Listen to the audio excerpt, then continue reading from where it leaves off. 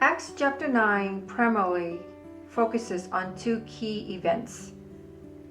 One, the dramatic conversion of Saul, a persecutor of Christians, into the Apostle Paul. Second, the miraculous healings and resurrections performed by Peter. Saul's journey to Damascus is interrupted by a vision of Jesus, which leads to his temporary blindness. Now he eventually has his sight restored by Ananias. Meanwhile, Peter travels to Lydda and Joppa, where he heals Aeneas and rises Dorcas from the dead, demonstrating the power of the early church.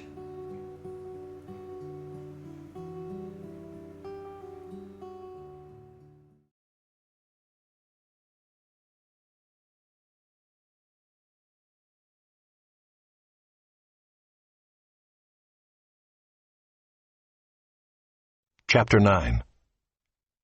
But Saul, still breathing threats and murder against the disciples of the Lord, went to the high priest and asked him for letters to the synagogues at Damascus, so that if he found any belonging to the way, men or women, he might bring them bound to Jerusalem. Now as he went on his way, he approached Damascus, and suddenly a light from heaven shone around him. And falling to the ground, he heard a voice saying to him, "Saul, Saul, why are you persecuting me?" And he said, "Who are you, Lord?" And he said, "I am Jesus, whom you are persecuting. But rise and enter the city, and you will be told what you are to do." The men who were traveling with him stood speechless, hearing the voice, but seeing no one. Saul rose from the ground, and although his eyes were opened, he saw nothing. So they led him by the hand and brought him into Damascus. And for 3 days he was without sight, and neither ate nor drank. Now there was a disciple at Damascus named Ananias. The Lord said to him in a vision, "Ananias." And he said, "Here I am, Lord." And the Lord said to him, "Rise and go to the street called Straight, and at the house of Judas look for a man of Tarsus named Saul. For behold, he is praying, and he has seen in a vision a man named Ananias come in and lay his hands on him, so that he might regain his sight." But Ananias answered, "Lord, I have heard from many about this man, how much evil he has done to your saints at Jerusalem. And here he has authority from the chief priests to bind all who call on your name." But the Lord said to him, "Go, for he is a chosen instrument of mine, to carry my name before the Gentiles and kings and the children of Israel. For I will show him how much he must suffer for the sake of my name." So Ananias departed and entered the house. And laying his hands on him, he said, "Brother Saul, the Lord Jesus, who appeared to you on the road by which you came, has sent me so that you may regain your sight and be filled with the Holy Spirit." And immediately something like scales fell from his eyes, and he regained his sight. Then he rose and was baptized, and taking food he was strengthened. For some days he was with the disciples at Damascus, and immediately he proclaimed Jesus in the synagogue, saying, "He is the Son of God." And all who heard him were amazed and said, "Is not this the man who made havoc in Jerusalem of those who called upon this name? And has he not come here for this purpose, to bring them bound before the chief priests?" But Saul increased all the more in strength and confounded the Jews who lived in Damascus by proving that Jesus was the Christ. When many days had passed, the Jews plotted to kill him, but their plot became known to Saul. They were watching the gates day and night in order to kill him, but his disciples took him by night and let him down through an opening in the wall, lowering him in a basket. And when he had come to Jerusalem, he attempted to join the disciples. And they were all afraid of him, for they did not believe that he was a disciple. But Barnabas took him and brought him to the apostles, and declared to them how on the road he had seen the Lord, who spoke to him, and how at Damascus he had preached boldly in the name of Jesus. So he went in and out among them at Jerusalem, preaching boldly in the name of the Lord. And he spoke and disputed against the Hellenists. But they were seeking to kill him. And when the brothers learned this, they brought him down to Caesarea and sent him off to Tarsus. So the church throughout all Judea and Galilee and Samaria had peace and was being built up. And walking in the fear of the Lord and in the comfort of the Holy Spirit, it multiplied.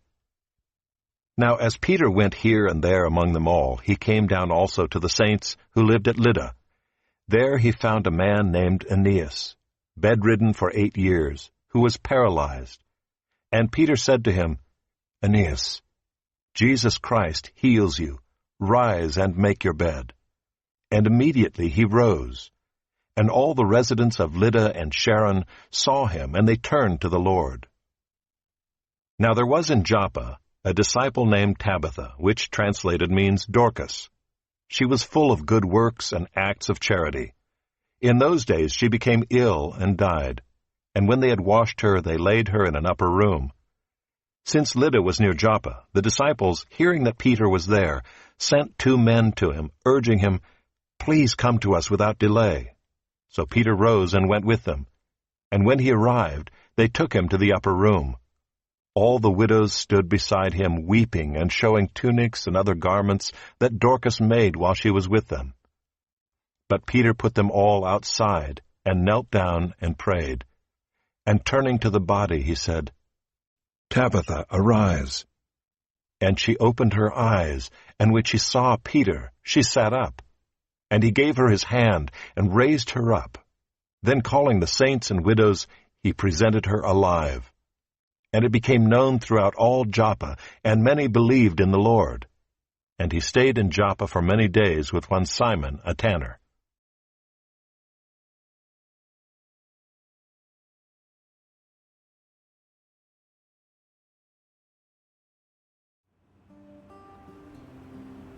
In essence, Acts 9 is a pivotal chapter that marks the beginning of Paul's ministry and emphasizes the growing power and influence of the early Christian faith through the miraculous works of Peter.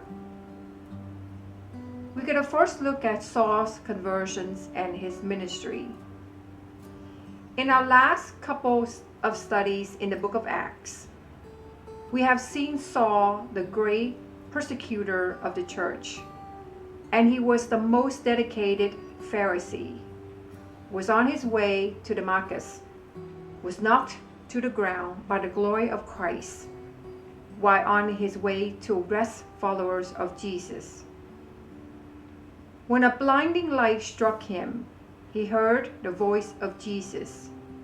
The Jesus that he thought was dead was not dead. And not only was he not dead, but he was the living Lord of the universe. This moment interrupted his path to destruction with the light of Christ. Saul was blinded for 3 days and then restored by Ananias, becoming Paul a prominent apostle. When the Lord instructed Ananias to go and seek Saul, Ananias was hesitant because he was well aware of Saul's murderous intentions. Saul transformed from a man intent on persecuting Christ to praying in his name. As a Pharisee, he would have prayed for hours each day, demonstrating the discipline required to know the scriptures and practice all spiritual disciplines, including prayer. However, true prayer is only possible through Christ, who alone grants us access to the throne of God.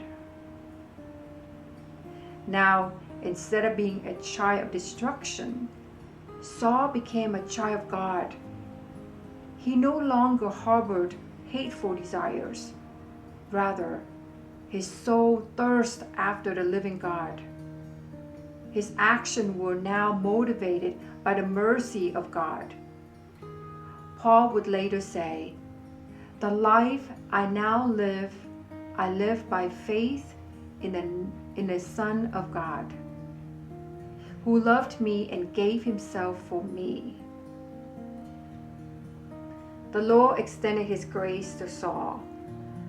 The conversion of Saul serves as an encouragement to the worst sinners, showing that Christ is sufficient for them. Paul stated that he is the living example of mercy for the worst of sinners. It is the kindness of God that leads people to repentance and gives them life in Christ. When we reflect on Saul's conversion, we should remember that individuals come to know Christ in different ways. So after his conversion, Saul immediately began preaching boldly in the synagogues, proclaiming Jesus as the Son of God. Next, we can look at Peter's miracles and ministry in Lydda and Joppa. Peter travels to Lydda and heals Ananias, who has been paralyzed for 8 years. He then travels to Joppa, where he raises Tabitha, Dorcas, from the dead. Peter, the apostle to the Jews, was responsible for its advancing further into Gentile territory. We come to two stories where God used Peter mightily. First, to heal a man who has been paralyzed for 8 years, and second, to raise a Christian woman from the dead.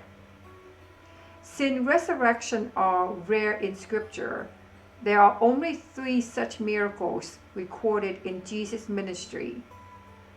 This was an extraordinary event. There's a believer in the coastal city of Joppa named Tabitha. She is well known to be charitable and kind, but she falls ill and dies. The disciples of Joppa send for Peter, who is not far from the town of Lydda. He comes to Joppa and prays for Tabitha. He tells her to arise, and she wakes up from the dead. Her resurrection becomes well known throughout the city, and many believe in Jesus because of it. Peter remains in Joppa for a time. The question is, are we to imitate Peter by going out and performing miracles in Jesus' name? Many people in these towns remain sick and die and were not raised from the dead. In other words, God willed for these 2 miracles to take place, but there were many for whom no miracle occurred. These miracles were not recorded to tell us to go out and do likewise, but for some other purpose. The Bible tells us that the result of the raising of Dorcas was that many believed in the Lord, and show how the gospel of Jesus Christ spread, resulting in the salvation of many. Peter's miracles and ministry continues to build the church and demonstrate the power of God. We see the spread of the gospel. The chapter highlights the growing power of Christian faith and increasing role of Saul in spreading the gospel.